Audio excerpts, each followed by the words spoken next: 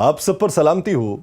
شہباز راجہ کا لکھا ہوا ہے، ہو کا عالم ہے فضا میں، آسماں خاموش ہے، العطش کی ہے صدا لیکن جہاں خاموش ہے، ہر طرف ہے دشمنوں کے لشکروں کا شور و غل، خانوادہ نبی کا کارواں خاموش ہے، جس جگہ بولیں گے سبط مصطفیٰ بولیں گے ہم، جس جگہ خاموش ہیں اپنی زباں خاموش ہے، ہم عزاداروں کے دل میں خون کی صورت ہے رواں، تم سے کس نے کہہ دیا یہ داستاں خاموش ہے، کس کا بچہ رو رہا ہے تشنگی کے ضبط سے، کون یہ ریگے تپاں پہ نوجواں خاموش ہے، دین حق کا پاسباں شہباز دشت خون میں، نرغائے اہل جفا کے درمیاں خاموش ہے۔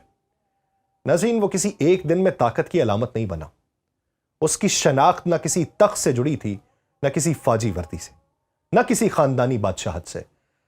وہ ایک ایسی شخصیت تھا جو آہستہ آہستہ تاریخ کے اندر داخل ہوا، جیسے کوئی سایہ پہلے دیوار پر نمودار ہو اور پھر پورا کمرہ اپنی گرفت میں لے لے۔ اس کا نام تھا سید آیت اللہ علی خامنائی۔ اس کی کہانی دراصل ایران کی جدید تاریخ کی وہ لکیر بندی ہے جس میں مذہب، سیاست، مزاحمت، اقتدار اور خوف سب ایک دوسرے میں گھلے ہوئے تھے۔ یہ سفر 17 جولائی 1939 کو مشہد کے خاموش، تنگ مگر علمی گھر سے شروع ہوتا ہے۔ ایک ایسا گھر جہاں دولت نہیں تھی لیکن کتابیں تھیں، جہاں عیش نہیں تھا مگر سوال کرنے کی آزادی تھی۔ خامنائی کے والد سید جواد خامنائی سخت گیر مگر اصولی عالم دین تھے۔ سادگی ان کے مزاج کا حصہ تھی اور یہی سادگی ان کے بیٹے کی رگوں میں اتر گئی۔ بچپن ہی میں مدرسے کا راستہ اختیار کیا، مگر یہ وہ طالب علم نہیں تھا جو صرف سبق رٹتا تھا۔ اس کی دلچسپی مذہب کے ساتھ ساتھ دنیا کے نظام کو سمجھنے میں بھی تھی۔ نوجوانی تک پہنچتے پہنچتے آیت اللہ علی خامنائی صرف فقہ اور تفسیر تک محدود نہیں رہے۔ فارسی ادب، عربی شاعری، تاریخ، فلسفہ اور پھر مغربی نظریات، وہ لینن کو بھی پڑھتے تھے، سوشلسٹ فکر کو بھی سمجھتے تھے اور ساتھ ہی شیعہ سیاسی نظریے کو بھی۔ یہی امتزاج آگے چل کر انہیں ایک عام عالم کی بجائے ایک سیاسی مفکر بناتا ہے۔ 1960 کی دہائی میں ایران میں ایک عجیب تضاد کا شکار تھا۔ شاہ کی حکومت بظاہر مضبوط، معیشت میں سرمایہ، فوج میں طاقت، مگر اندر سے کھوکھلی۔ مذہبی طبقہ کچلا جا رہا تھا، سیاسی اختلاف جرم تھا اور امریکہ کی سرپرستی نے شاہ کو بے خوف بنا دیا تھا۔ انہی حالات میں کم سے ایک آواز اٹھی، روح اللہ خمینی کی آواز۔ خامنائی اس آواز کے قریب جاتے ہیں، پہلے ایک شاگرد کے طور پہ، پھر ایک سپاہی کے طور پہ۔ یہ وہ وقت تھا جب خامنائی کی زندگی میں جیل، تشدد اور نگرانی داخل ہوئی۔ ساواک نے انہیں کئی بار گرفتار کیا، قید تنہائی، جسمانی تشدد، نفسیاتی دباؤ، لیکن یہ سب انہیں توڑنے کی بجائے سخت بناتا ہے۔ وہ جیل میں بھی لکھتے ہیں، سوچتے ہیں، منصوبے بناتے ہیں، اور یہی وہ مرحلہ تھا جہاں ان کے اندر اقتدار کی خواہش نہیں بلکہ نظام بدلنے کا تصور پختہ ہوتا ہے۔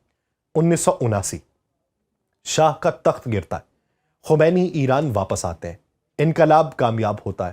اس لمحے خامنائی کوئی مرکزی کردار نہیں تھے، مگر وہ ان لوگوں میں شامل تھے جنہوں نے یہ انقلاب زمین پہ اتارا۔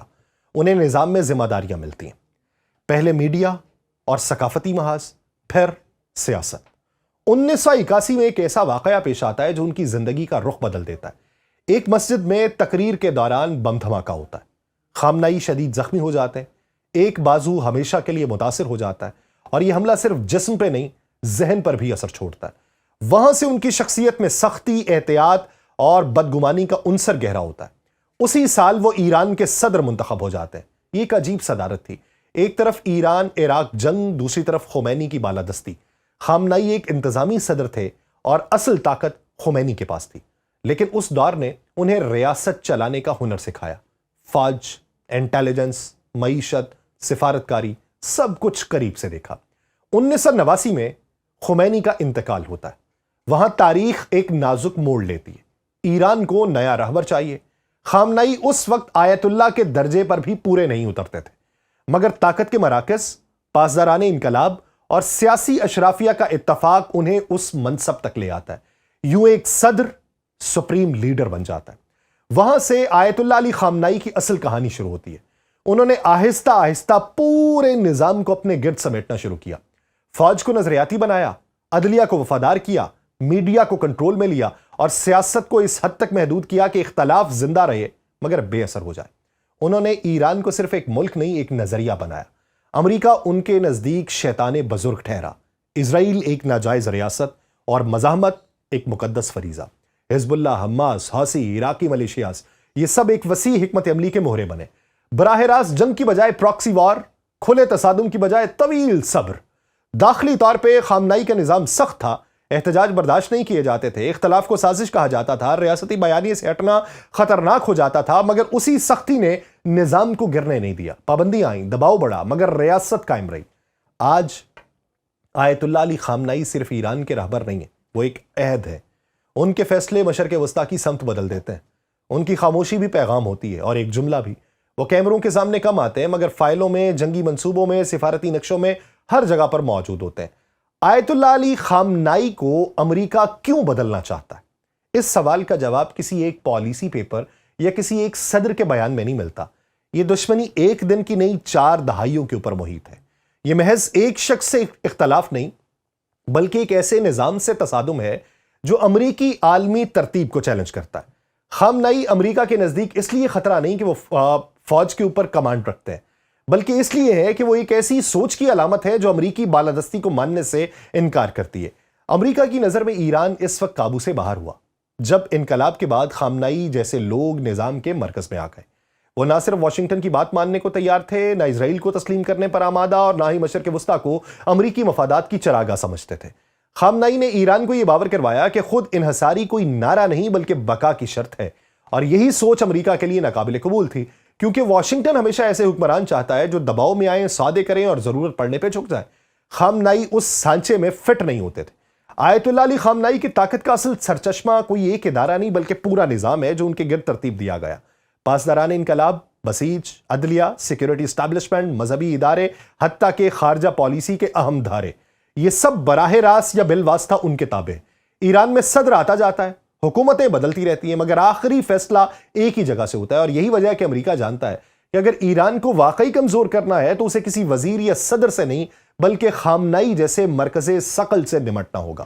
انہیں ہٹانے یا نشانہ بنانے کی کوششیں کھلے عام کم مگر پس پردہ مسلسل جاری رہیں۔ 1981 کا بم دھماکہ جس میں شدید زخمی ہوئے آج بھی ایران میں محض ایک دہشت گردی کا واقعہ نہیں سمجھا جاتا، بلکہ اسے اس طویل جنگ کا پہلا بڑا حملہ مانا جاتا ہے۔ اس کے بعد کئی دہائیوں تک خفیہ معلومات کے مطابق ان پر براہ راست حملے ہوئے، زہر دینے کی کوشش کی گئی، طیارہ حادثہ کرنے کی کوشش کی گئی، حتیٰ کہ علاج کے دوران نشانہ بنانے جیسے منصوبے زیر غور آتے رہے۔ امریکی اور اسرائیلی انٹیلیجنس حلقوں میں یہ بحث بارہا ہوئی کہ اگر خامنائی کو ہٹا دیا جائے تو پورا ایرانی نظام لڑکھڑا سکتا ہے، لیکن مسئلہ یہ ہے کہ خامنائی کوئی تنہا ستون نہیں ہے، وہ ایک پورا ڈھانچہ تعمیر کر کے کھڑے ہیں۔ یہی وجہ ہے کہ امریکہ نے براہ راست اقدام کی بجائے معاشی پابندیاں لگائی، داخلی بے چینی پیدا کی اور نفسیاتی جنگ کا راستہ بارہا اختیار کیا۔ احتجاج کو ہوا دینا، نسلی اور لسانی اختلافات کو ابھارنا اور قیادت کو عوام سے کاٹنے کی کوشش اسی حکمت عملی کا حصہ رہی۔ مشرق وسطیٰ میں خامنائی کا اثر و رسوخ محض ایران کی سرحدوں تک محدود نہیں ہے۔ لبنان میں حزب اللہ، عراق میں بہت سی ملیشیاز، شام میں اسد حکومت کے دور حکومت میں، یمن میں حوثی، فلسطینی مزاحمتی گروہ حماس اور اس سے دیگر جڑی ہوئی شاخیں، یہ سب ایک مرکزی نظریے سے جڑے ہیں، اور وہ نظریہ تہران سے نکلتا ہے۔ خامنائی نے ایران کو ایک ایسی ریاست بنا دیا جو براہ راست جنگ کی بجائے اپنے حلیفوں کے ذریعے طاقت کا توازن بدلتی ہے۔ یہی وجہ ہے کہ اسرائیل شمال سے جنوب تک دباؤ میں ہے اور امریکہ کو ہر محاذ پہ حساب کتاب کرنا پڑتا ہے۔ اگر خامنائی کو اچانک ہٹا دیا جائے تو اس کے اثرات ایران تک محدود نہیں رہیں گے۔ سب سے پہلا منفی اثر نظام کے اندر طاقت کی کشمکش کی صورت میں سامنے آئے گا۔ پاسداران انقلاب، مذہبی اشرافیہ، سیاسی دھڑے سب اپنی اپنی جگہ مضبوط ہیں، مگر ایک مرکزی شخصیت کے بغیر یہ توازن بگڑ سکتا ہے۔ دوسرا بڑا اثر مشرق وسطیٰ میں ہوگا۔ حزب اللہ، عراقی گروہ اور دیگر اتحادی وقتی طور پہ غیر یقینی کا شکار ہو سکتے ہیں، جس سے خطے میں تصادم کے امکانات زیادہ بڑھیں گے۔ تیسرا اور شاید سب سے خطرناک اثر یہ ہو کہ امریکہ اور اسرائیل یہ سمجھ بیٹھیں کہ ایران کمزور ہو چکا ہے، اور یہی غلط فہمی کسی بڑی جنگ کا پیش خیمہ ہوگی۔ تاریخ گواہ ہے کہ طاقت کے خلا اکثر امن نہیں بلکہ تباہی لے کر آتے ہیں۔ اسی خطرے کو مد نظر رکھتے ہوئے خامنائی نے قیادت کا معاملہ کبھی قسمت پہ نہیں چھوڑا۔ ایران میں جانشینی کا عمل بظاہر مجلس خبرگان کے پاس ہے، مگر عملی طور پہ چند نام برسوں سے زیر غور ہیں۔ ایسے افراد جو نظریاتی طور پہ سخت، اداروں میں قبول عام رکھتے ہوں اور پاسداران انقلاب کے اعتماد پہ پورا اترتے ہوں۔ یہی وجہ ہے کہ ایران میں قیادت کا انتقال اگر ہوا بھی تو کسی انقلابی طوفان کی بجائے ایک منظم تبدیلی کی صورت میں متوقع ہے۔ یہی وہ حقیقت ہے جس سے امریکہ سب سے زیادہ خائف ہے۔ خامنائی کو ہٹانا آسان نہیں، اور اگر وہ ہٹ بھی گئے تو ان کا نظریہ، ان کا نظام اور ان کی ترتیب دی ہوئی طاقت باقی رہنے کے امکانات زیادہ ہیں۔ اسی لیے یہ جنگ فرد کی نہیں، فکر کی ہے، اور تاریخ بتاتی ہے کہ فکر کو مارنا جسم کو نشانہ بنانے سے کہیں زیادہ مشکل ہوتا ہے۔ یہ کہانی کسی ہیرو کی نہیں ہے، کسی ویلن کی بھی نہیں ہے، یہ کہانی طاقت کی ہے۔ اس طاقت کی جو بندوق سے نہیں، نظریے سے جنم لیتی ہے، اس شخص کی جس نے تاریخ کو زور سے نہیں، آہستہ آہستہ اپنے حق میں موڑا۔ وہی شخصیت آیت اللہ سید علی خامنائی، ایک نام، ایک نظام اور ایک ایسی حقیقت جسے سمجھے بغیر مشرق وسطیٰ کبھی سمجھ میں نہیں آ سکتا۔ مجھے دیجیے اجازت، اللہ نگہبان۔